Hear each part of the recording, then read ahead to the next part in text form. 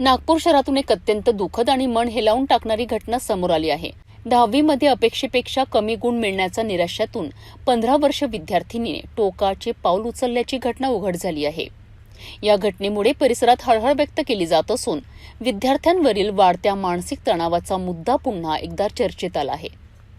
Bajaj Nagar police ठाण्याचे वरिष्ठ police निरीक्षक चेतन सिंग चौहान यांनी दिलेल्या माहितीनुसार सुरेंद्रनगर परिसरात ही दुर्दैवी घटना घडली आहे। सान्वी नावाच्या 15 वर्षीय मुलीने आपल्या वडिलांच्या घरी गळफास घेत आत्महत्या केल्याचं समोर आलं आहे। पोलिसांच्या प्राथमिक तपासात सान्वीने गेल्या वर्षी 10वीची परीक्षा उत्तीर्ण केली होती, मात्र तिला अपेक्षेपेक्षा कमी गुण मिळाल्याने ती मानसिक तणावात होती, अशी माहिती समोर आली आहे। याच नैराश्यातून आणि मानसिक दडपणाखाली तिने हे टोकाचं पाऊल उचललं असावं, असा प्राथमिक अंदाज पोलिसांनी व्यक्त केला आहे। घटनेची माहिती मिळताच पोलिसांनी घटनास्थळी धाव घेत पंचनामा केला। सध्या या प्रकरणाचा पुढील तपास सुरू आहे। या घटनेमुळे विद्यार्थ्यांवरील अभ्यासाचा आणि गुणांचा वाढता ताण पुन्हा एकदा चर्चेचा विषय ठरला आहे।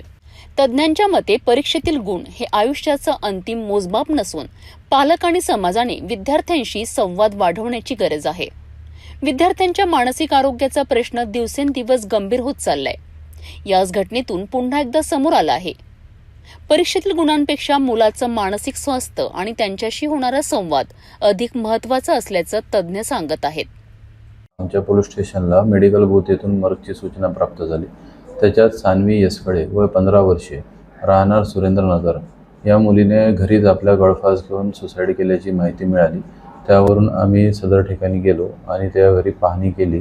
तिथे कोणताही सुसाईड नोट वगैरे आढळलेला नाही। सान्वी ही 10वा वर्ग पास झालेली पोरगी होती आणि त्याबाबत जे आहे कारणाबाबत आमचा तपास सुरू आहे। तिच्या आईवडिलांचा डिवोर्स झालेला आहे। आई वकील आहे आणि वडील बिल्डर आहेत। ती मागच्या वर्षी 10वी पास झालेली होती आणि त्याच्यानंतर डिवोर्स झाल्यानंतर आईकडे कस्टडी होती असं आम्हाला प्राथमिक माहिती मिळाली, परंतु ती वडिलाकडे येत जात होती आणि 10वीला तिला कमी पर्सेंटेज मिळाले, त्याच्यामुळे ती टेन्शनमध्ये होती असं आम्हाला प्राथमिक माहिती मिळालेली आहे।